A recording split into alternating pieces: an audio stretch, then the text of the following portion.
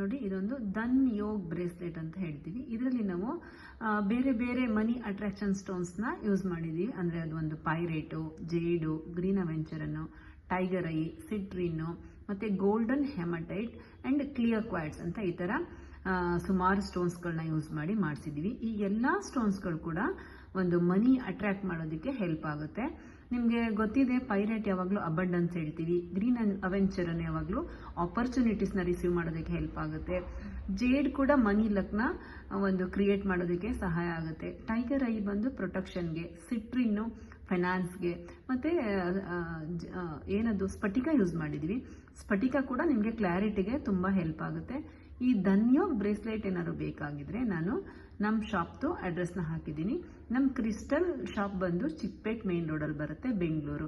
ನಿಮ್ಗೆ ಏನಾದರೂ ಬೇಕಾಗಿದ್ರೆ ನಾನು ಕೆಳಗಡೆ ನಂಬರ್ನ ಹಾಕಿದ್ದೀನಿ, ಕಾಂಟ್ಯಾಕ್ಟ್ ಮಾಡಿ. ನಿಮಗೆ ಬರೀ ಇದೇ ಕ್ರಿಸ್ಟಲ್ಸ್ ಅಲ್ಲ, ನೀವು ಯಾವುದಾದ್ರೂ ರಿಕ್ವೈರ್ಮೆಂಟ್ ಇದ್ದರೆ ನಿಮಗೆ ಬೇರೆ ಬೇರೆ ಕ್ರಿಸ್ಟಲ್ಸ್ ಕೂಡ ನಮ್ಮ ಹತ್ರ ಅವೈಲಬಲ್ ಇದೆ.